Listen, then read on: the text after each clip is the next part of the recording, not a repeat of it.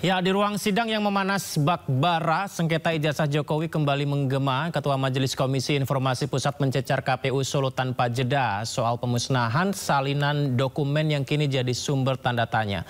Kita bahas lebih dalam malam ini, sudah bergabung bersama pakar hukum tata negara Ferry Amsari dan Wakil Ketua Umum Jokowi Mania Andi Azwan. Selamat malam Bang Ferry, Bang Andi, Assalamualaikum. Malam. Waalaikumsalam warahmatullahi wabarakatuh. Malam. Baik, terima kasih banyak sudah berbagi di Sindo Prime, Bang Andi, Bang Ferry.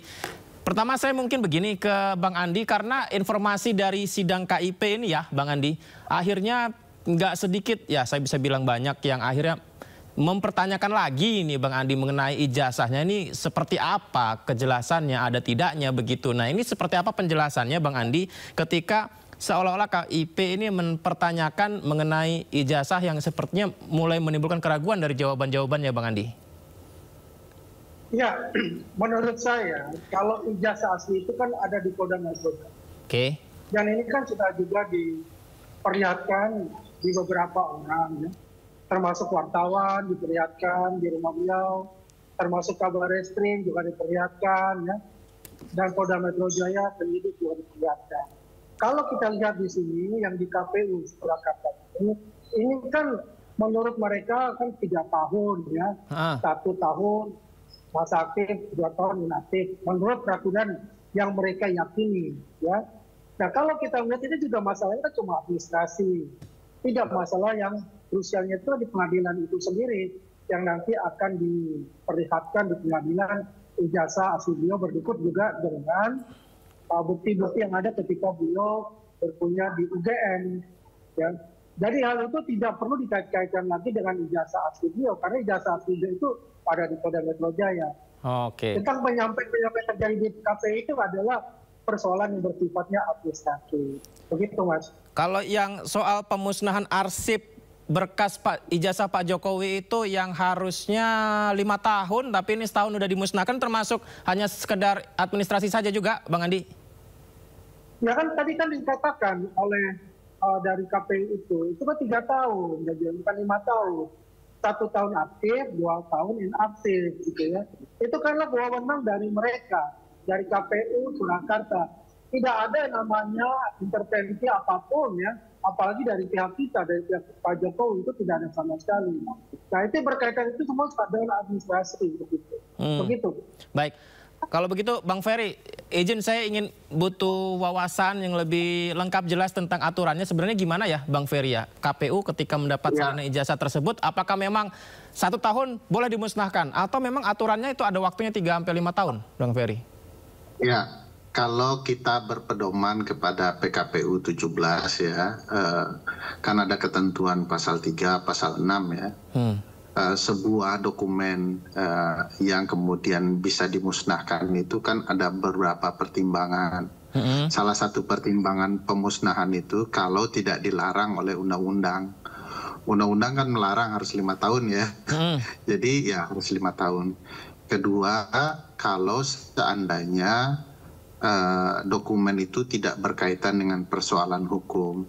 Nah, waktu Pak Jokowi mendaftar tentu belum ada persoalan hukum. Tapi coba simak ketentuan pasal 6 ya. Di pasal 6 itu ada dokumen yang harus dipermanenkan. Apa saja jenis dokumen yang harus dipermanenkan? 1 yang berkaitan dengan kesejarahan. Nah, dokumen-dokumen Pak Jokowi itu berkaitan dengan kesejarahan, termasuk kesejarahan Solo dan pemilu kita. Harusnya dipermanenkan tuh, bukan dimusnahkan. Kedua, sebagai pertanggungjawaban nasional. Dokumen yang berkaitan dengan Pak Jokowi sebagai wali kota Solo kah dan lain-lain itu kan adalah bagian dari pertanggungjawaban pelaksanaan pemilu kada di dalam dokumen nasional. Jadi konsep data ini harusnya permanen. Nah, kenapa kemudian KPU yang harusnya mempermanenkan dokumen, data, dan segala hal yang berkaitan dengan Pak Jokowi malah memusnahkan. Ini kalau dibaca ya beberapa logika yang terjadi, Misalnya sekarang dimusnahkan. Sebelumnya KPU RI berupaya agar dokumen-dokumen itu tidak bisa ditampilkan di dalam persidangan. Jadi memang ada nuansa yang mencurigakan. Saya tidak menuding ya, tapi saya mau menjelaskan siapapun yang belajar sekolah hukum, ya, terutama aparat, pasti mencurigai pola begini ya. Kok dokumen dimusnahkan, lalu kemudian ada upaya untuk mencegah dokumen itu bisa ditampilkan dalam persidangan. Jadi sebenarnya sudah ada bukti-bukti petunjuk, sebenarnya ada upaya menghilangkan alat bukti yang sebenarnya tidak sehat juga untuk Pak Jokowi, karena Pak Jokowi kan mengakui bahwa dokumennya asli. Harusnya ya dia kemudian berupaya membuat suasana keriuh rendahan ini hilang dengan kemudian menunjukkannya saja kepada publik. Itu belajar dari Hakim Konstitusi ya. Pak Arsul tadi. Ribut ijazahnya Pak Arsul menunjukkan. Itu gitu caranya kalau ijazah asli lah, kurang lebih gitu ya. Baik. Nah mestinya menurut saya KPU Solo ya tidak melakukan upaya terburu-buru itu, apalagi menyebut bahwa 1 tahun. Kalau dia baca peraturan KPU sendiri, itu sebenarnya sudah tidak boleh dimusnahkan untuk dokumen Pak Jokowi. Kalau dia baca undang-undang, lebih lagi tidak dilarang itu. Jadi menurut saya memang ada beberapa faktor yang membuat orang merasa ada yang janggal dalam konteks ini. Dan mestinya ini yang perlu dijernihkan. Oke, Bang Ferry, apa sih pertimbangan ya mungkin dari KPU-nya ya sehingga perlu untuk dimusnahkan? Apakah ini menjadi suatu hal yang wajar saja, hak dari KPU saja, tapi bukankah itu berhak untuk masyarakat ingin tahu untuk bagian dari pertanggungjawaban untuk tetap disimpan dokumen berkas ijazah Pak Jokowi? Bang Andi. Perhatikan ketentuan ini ya, Bang Ferry. Mas, ketentuan PKPU itu. PKPU itu mengatakan begini, ada beberapa dokumen yang bisa dimusnahkan. Misalnya diambil contoh di dalam ketentuan itu adalah dokumen soal hasil pemilu. Baik. Jadi sudah selesai pemilunya ya, sudah berjalan 1 tahun, 2 tahun begitu ya. Itu boleh dimusnahkan, tapi ada syaratnya. Syaratnya dokumen itu didigitalisasikan terlebih dahulu, baru dimusnahkan. Nah, bayangkan ada dokumen yang penting boleh dimusnahkan, tapi harus digitalkan dulu. Nah, coba deh tanya ke KPU, ketika dia musnahkan dokumen ini, dia sudah digitalkan nggak dokumen sepenting ini, yang sebenarnya malah harus perintah peraturannya dipermanenkan, ya, karena ini berkaitan dengan sejarah. Bayangkan 10-20 tahun lagi kita akan baca sejarah ada seorang tukang kayu yang maju, yang mendapatkan simpatik dari publik, lalu kemudian dia berhasil menjadi wali kota Solo. Itu kan sejarah yang sebenarnya dilarang kemudian untuk dimusnahkan, bahkan disebut harus dipatenkan, harus dipermanenkan. Jadi tidak boleh dimusnahkan, dipermanenkan tuh dokumen, karena dokumen sejarah. Ada seorang rakyat tukang kayu berhasil jadi wali kota, bahkan kemudian jadi presiden. Itu dokumen penting sejarah, bahkan mahal nilainya dalam kesejarahan kita, tapi faktanya kemudian dimusnahkan. Makanya ada tingkah laku dari penyelenggara, menurut saya wajar saja dicurigai oleh publik, karena dia sendiri menentang peraturan yang dia buat, menentang ketentuan undang-undang yang sebenarnya makin membuat runyam situasi untuk hal yang disebut ijazah doang gitu ya. Kalau saya sih mau nunjukin ijazah, itu Hakim Konstitusi mau nunjukin ijazah, sehingga tidak perlu ke persoalan hukum pidana sebagai ultimum remedium ya, obat terakhir. Nah, ini persoalan yang mudah sebenarnya, tetapi ya dipersoalkan menjadi rumit begitu ya. Baik, Bang Andi, silakan tanggapannya. Ya, tanggapan saya, kalau kita lihat, kalau Bang Ferry mengatakan itu mudah, tinggal diperlihatkan, itu tidak seperti itu. Karena konsepnya ini sudah masuk ke ranah pidana, bukan bicara kita hanya memperlihatkan ijazah. Dari awal pun sudah dikatakan itu. Tapi Roy Suryo dan kawan-kawan ini selalu mengatakan dia akan mengambil ijazah Pak Jokowi, kemudian mereka akan periksa. Dan mereka itu siapa gitu? Ya, apakah ini termasuk undang-undang informasi publik yang harus dikasih? Kan ini masih dalam taraf adalah dia mempunyai hak pribadi untuk itu. Ya, coba kalau dia minta ya hanya melihat saja, itu pasti akan diperlihatkan. Itu jelas untuk itu. Tapi juga jangan dikaitkan masalah katakanlah di Solo ini, ya konsep yang terjadi bahwasanya KPU menyatakan itu tidak ada hubungannya sama sekali Pak Jokowi. Dan Pak Jokowi tidak siap kok. Ini kan sudah ada tersangka, ya tinggal bagaimana menjalankan itu saja. Kalau korelasinya dengan Pak Asrul Sani, kalau kita lihat, walaupun diperlihatkan tetap saja dimajukan ke MK dan tetap ngotot untuk diajukan di pengadilan juga, diperiksa secara detail, secara forensik. Begitu yang dilakukan oleh pihak pengadu, gitu loh. Percuma kalau diperlihatkan saja, mereka tidak akan percaya untuk itu. Makanya yang terbaik adalah nanti di pengadilan, karena kan sudah tersangka itu. Prosesnya seperti apa, kita lihat saja nanti. Begitu, Mas. Kalau melihat dari yang disampaikan ada pola yang mencurigakan dari sidang tadi, itu seperti apa tanggapannya Bang Andi? Kenapa dimusnahkan? Kenapa UGM juga tidak memberikan bagaimana lebih lengkapnya fisiknya? Itu bagaimana menjelaskannya Bang Andi? Ya itu kan masing-masing punya argumentasi gitu ya. UGM mungkin juga mempunyai argumentasi, Polda pun juga punya, dan KPU pun juga itu. Ini kan bukan sidang pengadilan, ya ini kan secara administrasi menanyakan mengenai informasi publik. Tidak ada tuduh menuduh juga untuk masalah ini. Ini kan menginformasikan ya kepada KIP itu seperti apa dan gitu. Itu haknya mereka gitu. Kalau misalnya tidak ditayangkan oleh UGM, mungkin itu masih ada unsur materi di dalam persidangan nanti, mungkin saja terjadi. Tapi yang jelas kita percayalah bahwa semuanya itu institusi negara itu mempunyai hak dan kewajiban masing-masing, ya memperlihatkan atau tidak memperlihatkan, memusnahkan atau tidak memusnahkan, itu haknya mereka. Pasti mereka mempunyai alasan-alasan tertentu yang perlu dipertanggungjawabkan oleh mereka. Begitu. Tapi setuju ya Bang Andi ya bahwa Pak Joko Widodo saat menjadi wali kota Solo adalah salah satu sosok bersejarah yang seharusnya sebenarnya masyarakat bisa mempelajari historikalnya, salah satunya melalui ijazah yang harusnya dipermanenkan Bang Andi.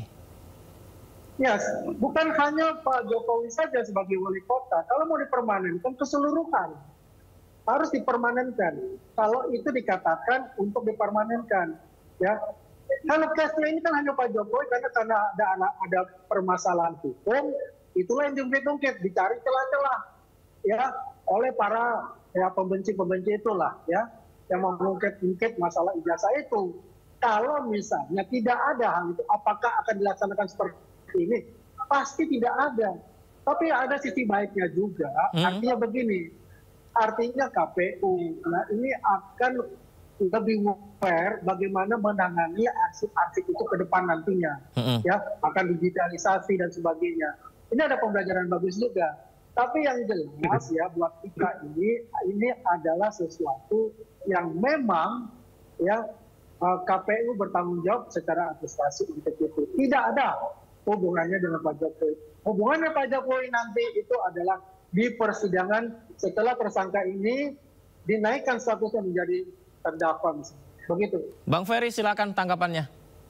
Jadi saya pikir penjelasan itu tidak menjawab ketentuan pasal 6 ayat 2 terutama ya PKPU 17 bahwa seharusnya dokumen yang ada punya muatan sejarah itu harusnya dipermanenkan. Pertanyaan besarnya kenapa KPU Solo kemudian melanggar ketentuan itu, ada apa? Padahal ini aspek yang sangat penting. Tadi kan tidak dijawab ya, mungkin belum baca PKPU itu.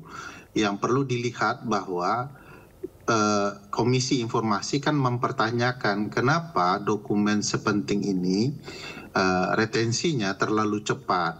Padahal kalau mau dengan alasan KPU Solo menurut peraturan itu harus dimusnahkan. Jadi ada dua model ya di pasal 6 itu. Satu boleh dimusnahkan. Tapi apa saja yang boleh dimusnahkan? Oke, semuanya ada pengecualiannya yang dilarang oleh undang-undang. Nah, dokumen sepenting ini dilarang oleh undang-undang pemusnahnya dalam waktu hanya setahun, 5 tahun. Itu kalau yang boleh dimusnahkan. Kedua yang berkaitan dengan soal hukum, tadi saya sudah jelaskan itu. Yang ketiga, yang kedua, pasal 6 ayat 2 ini yang penting sekali. Bahwa untuk dokumen yang punya muatan sejarah itu harus dipermanenkan.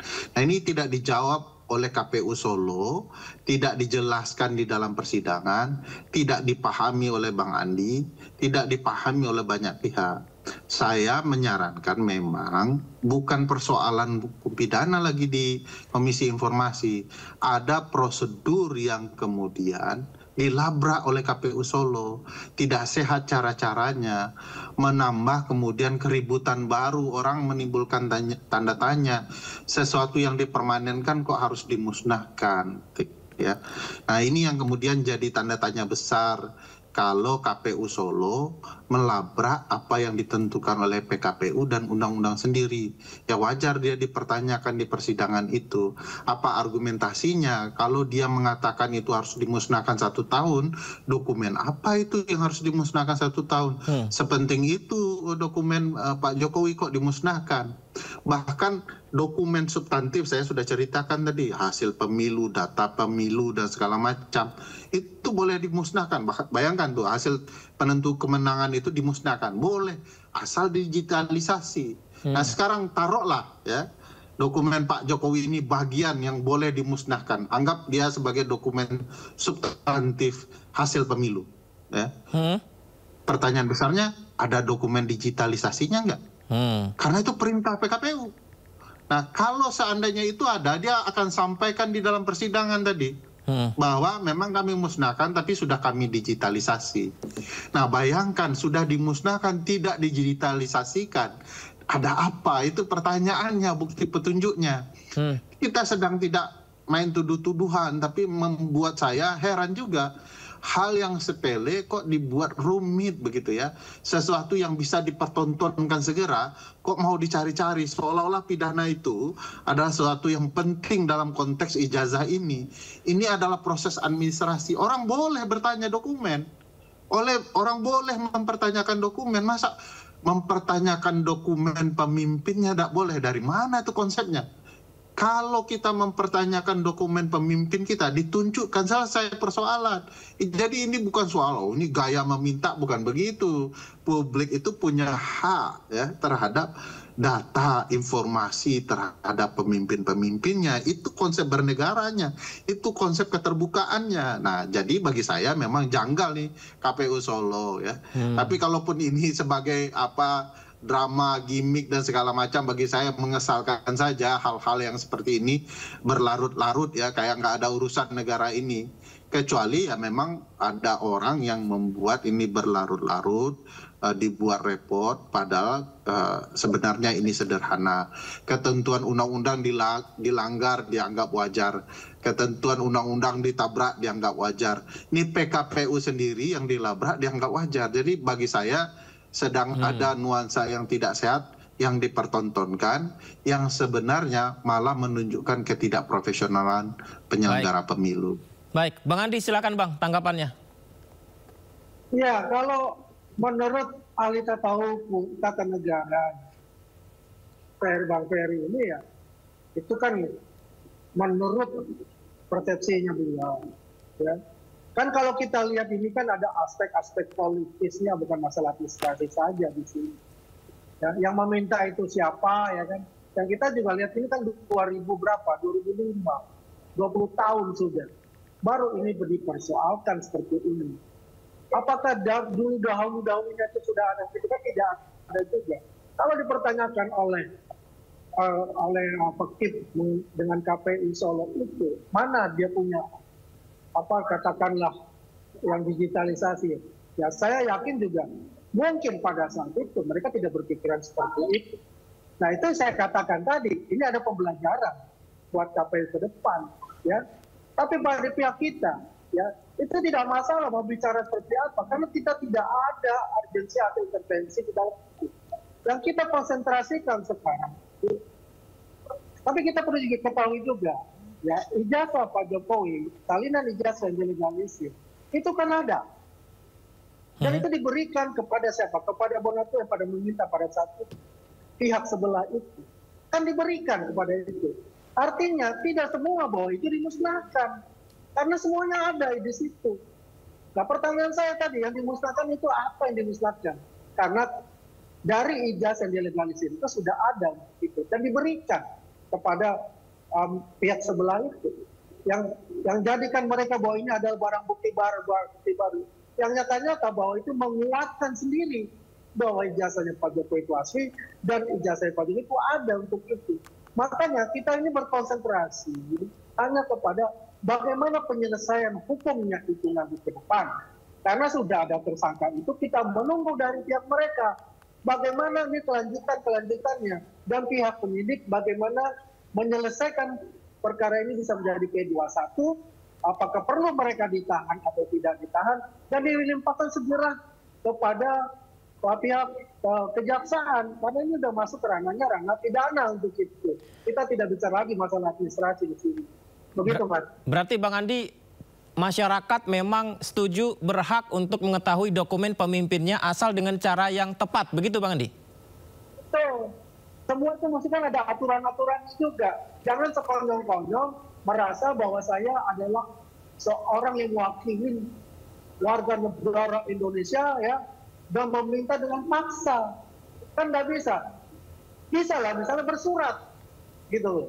Bersurat kepada misalnya, katakanlah kalau sudah ada di KPU, bersurat ke KPU, saya ingin melihat ijazah yang digunakan oleh Presiden A dalam memajukan dirinya sebagai calon presiden pada saat itu. Ya kan bisa juga dilihat di partai pendukung. Pasti partai pendukung juga mempunyai fotokopinya dari semua ya dokumen-dokumen yang ada, karena kan bukan perorangan untuk memajukan itu. Itu kan semuanya dibawa dari partai pengusung untuk itu. Pasti partai pengusung itu mempunyai dokumen-dokumennya, bukan hanya di KPU. Makanya kalau saya bilang KPU hanya administrasi, kalau mau ngecek, tanyakan juga kepada partai pengusung, apakah mereka mempunyai ya fotokopi ataupun dokumen-dokumen pada saat Presiden A ini memajukan dirinya sebagai presiden dan terpilih sebagai presiden. Jadi harus ada kronologinya lah, begitu Mas. Berarti Bang Andi, kalau misalnya ada pihak yang mengupload dokumen mengaku bahwa ini dokumen Pak Jokowi, dan dari uploadan itu meskipun bukan dari Pak Jokowi dianalisa sendiri dan bilang bahwa itu palsu, itu bukan cara yang benar ya Pak Andi? Ya, itu bukan cara yang benar. Makanya kan kalau kita lihat yang Sandi itu, yang di case itu, yang kemudian diobrak-abrik ya sama Roy Suryo dan Risma dan kawan-kawannya itu. Dan kemudian kan Dian Sandi itu meminta maaf kepada Pak Jokowi. Iya kan? Dia meminta maaf Pak Jokowi telah melakukan hal ini. Dan dimaafkan oleh Pak Jokowi. Nggak ada masalah untuk itu. Nah, dengan dari ijazah yang di-upload itu, scan itu kan dobrak-abrik, dipotong-potong dan sebagainya. Makanya terkenal pasal Undang-Undang ITE di sana gitu. Karena juga saya paham, saya juga tahu bagaimana ijazah Pak Jokowi itu. Begitu, Mas. Baik. Saya juga ingin mengajak Bang Andi dan Bang Ferry untuk menyimak apa yang disampaikan dalam hasil persidangan Komisi Informasi Pusat ya. Ini dibuat geram dengan sikap dari perwakilan UGM. Pasalnya pihak UGM menyerahkan dokumen terkait ijazah Jokowi dalam kondisi blackout atau disamarkan hampir seluruh isinya. Ini nih transkrip nilai kan mau membuktikan benar nggak si Ani. Jadi Bang Ferry, Bang Andi, ini informasinya kita simak dulu ya. Dan pemirsa, Ketua Majelis Sidang Rospita Vici Pauline geram karena dokumen yang diserahkan pihak UGM dalam keadaan disamarkan isinya. Sementara pihak UGM beralasan informasi dalam berita acara itu disamarkan karena terdapat nilai Joko Widodo. Namun alasan itu tidak bisa diterima oleh Ketua Majelis Sidang dan langsung memerintahkan UGM melakukan uji konsekuensi. Pak, gitu loh. Jadi karena itu ada nilainya, Bu. Ada nilai kan di dalamnya. Kalau satu dokumen berisi informasi rahasia, nilai kan tidak otomatis informasinya menjadi dikecualikan. Nilainya saja yang ditutup kan? Berarti kan dokumen lainnya masih menjadi informasi publik. Gitu loh. Nah, itu udah dilakukan uji konsekuensi belum? Kalau untuk yang nih kayak gini nih transkrip nilai kan mau membuktikan benar nggak si Ani ada kuliah dari semester 1, 2, 3, 4, 5 sampai semester 8 misalnya kan, bahwa di situ ada nilainya ditutup tapi bahwa ada bukti yang menyatakan bahwa yang bersangkutan pernah kuliah, itu menjadi informasi terbuka atau tidak, itu yang saya tanya. Ada nggak dilakukan uji konsekuensi? Kalau spesifik itu belum ada. Belum ada ya. Nah, pihak badan publik itu ketika ada permohonan seperti ini lalu mengecualikan sebuah informasi, merasa itu dikecualikan, itu langsung dilakukan uji konsekuensi, Pak. Gitu loh. Jadi ketika menjawab surat itu harus berdasarkan undang-undang nomor sekian, misalnya ada dasar hukumnya, atau berdasarkan hasil uji konsekuensi yang telah dilakukan oleh PPID, informasinya dikecualikan. Maka saya tanya, ini kalau misalnya mengecualikan, dasarnya apa nih, dasar hukum mengecualikan informasi ini? Belum dilakukan uji konsekuensi kan? Kemudian dasar hukumnya apa? Coba ada nggak peraturan dari Rektor UGM barangkali yang menyatakan itu dikecualikan? Ada nggak? Yang secara spesifik ya, menyatakan salinan ijazah itu dikecualikan, nggak ada kan? Yang tadi yang umum yang berarti ini perlu dilakukan uji konsekuensi ya. Baik, saya lanjut dengan Bang Ferry, Bang Andi. Bang Ferry dulu. Bang Ferry, UGM bilang bahwa mensensor atau blackout dokumen tersebut alasannya karena ada nilainya, Bu, katanya begitu. Ini normal atau jangan-jangan Anda makin curiga? Iya, pastilah ya, karena itu kan sesuatu yang tidak perlu disamarkan juga. Karena kan itu proses persidangan untuk membuktikan kebenaran dokumen. Bukan mau diekspos juga ke publik itu. Lalu kenapa kemudian UGM menutupi? Jadi ini agak ada satu rangkaian ya kok. Kesan yang timbul adalah ada upaya menutupi sesuatu bukti yang sebenarnya mudah saja. Ini kalau KPU beralasan tidak pakai PKPU 17 karena itu PKPU yang termasuk baru ya. Kalau kita lihat PKPU nomor 18 2023 itu nggak ada dokumen calon wali kota itu dimusnahkan dalam 1 tahun. Kok dimusnahkan dalam 1 tahun? Itu rata-rata 3 tahun begitu ya. Lalu bahkan kalau ditelusuri dokumen apa yang boleh itu nggak ada dokumen soal ijazah itu diretensi, itu dipermanenkan konsepnya. Jadi kan ini jadi rangkaian yang menarik sebagai bukti petunjuk ya. PKPU-nya menutupi, kampusnya menutupi. Nah ada apa ini, kenapa kemudian peraturan-peraturan hukum dilabrak, diabaikan, seolah-olah kesan yang timbul adalah untuk menutupi data dan informasi kepada publik. Apa salahnya kita tahu nilai pemimpin kita? Emang kenapa emangnya data itu? Kenapa kemudian dipersoalkan? Lagian ini komisi informasi untuk kemudian mengklarifikasi dugaan bahwa sebuah dokumen itu ada, diperlukan, dibutuhkan atau tidak. Ingat loh, Presiden Jokowi itu presiden kita. Kita berhak tahu apa masa lalu pemimpin kita. Itu konsekuensi demokrasi. Demokrasi itu konsekuensinya transparan. Kalau punya rahasia di masa lalu, jangan mau jadi pemimpin, karena pemimpin itu harus siap data informasi tentang dirinya dibuka. Nah bayangkan rangkaian-rangkaian ini, saya jelaskan rangkaiannya ya. Ternyata KPU Solo menghilangkan, memusnahkan data padahal dilarang karena aspek kesejarahan, baik PKPU yang baru maupun PKPU yang lama 18 2016 begitu ya, itu melarang begitu ya. Dan kemudian ada PKPU yang baru.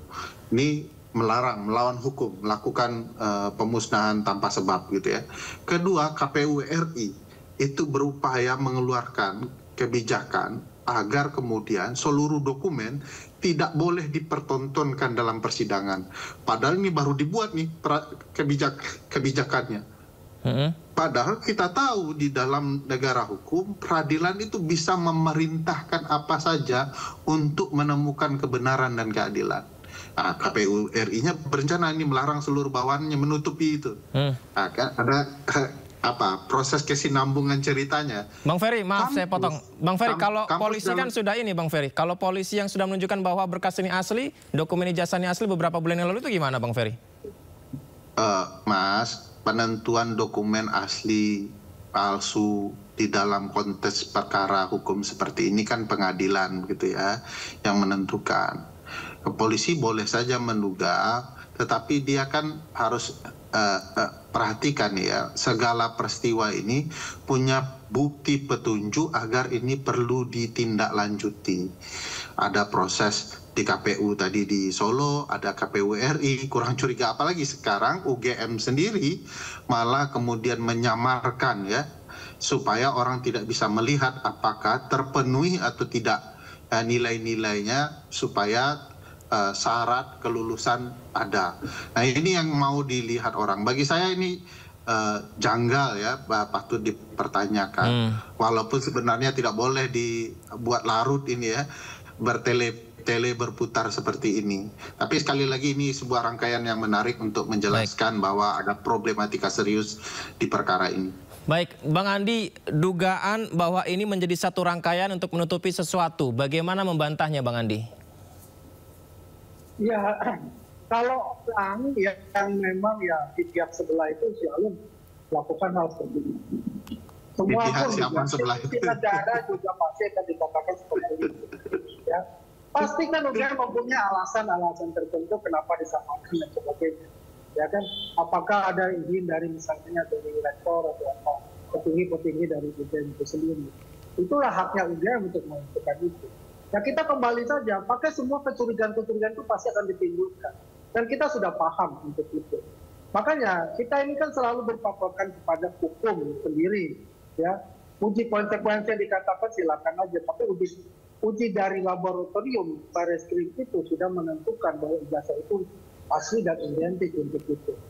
Dan di situ juga semua dokumen-dokumen yang ada dari UGM itu sudah dikelompokkan dalam beberapa bundel, ya, dari beliau masuk sampai dia akhir. Itu akan dibuka semua nanti di persidangan. Kalau di sini dia minta kenapa begini, ya pasti akan diingatkan dan pasti akan curiga. Sesuatu hal yang kecil pun juga oleh pihak sebelah itu pasti ada kemungkinan. Nah ini yang menarik buat kita adalah bahwasannya apa yang telah dilakukan dalam sidang KIP itu tidak ada sesuatu konsekuensi buat kita. Karena yang penting itu adalah bagaimana nanti persidangan itu ya selanjutnya ya perdebatan antara nanti juga pihak jaksa dengan pihak pengacara dari unsur itu. Yang kita perlu perhatikan ini adalah bagaimana proses dari para tersangka ini. Ini kan belum kelar semua ini untuk diperiksa. Ya, dengan alasan bagaimana tidak ditahan itu ya karena ada 2 saksi yang belum diperiksa dari saksi meringankan mereka semua. Klaster 1 belum diperiksa. Kita konsentrasi ke sana. Kita tidak mau masuk ke ranah-ranah seperti administrasi seperti itu. Itu sudah clear dan clean dari pihak Pak Jokowi itu sendiri gitu. Jadi kita tidak berandai-andai lagi, kita masuk lagi bagaimana kita mencermati dan mengawasi perkembangan atau pemeriksaan akan begitu Mas. Soalnya takutnya nanti pas di persidangan UGM ke hakim juga nunjukin yang di blackout juga nanti Bang Andi, takutnya gitu. Itu sudah ada di Polda Metro Jaya dan clear and clean untuk itu. Clear and clean ya? Oke, baik. Kita nunggu nanti bagaimana perkembangannya. Bang Andi, Bang Ferry, terima kasih banyak ya sudah berbagi bersama kami. Sehat selalu, selamat malam, assalamualaikum.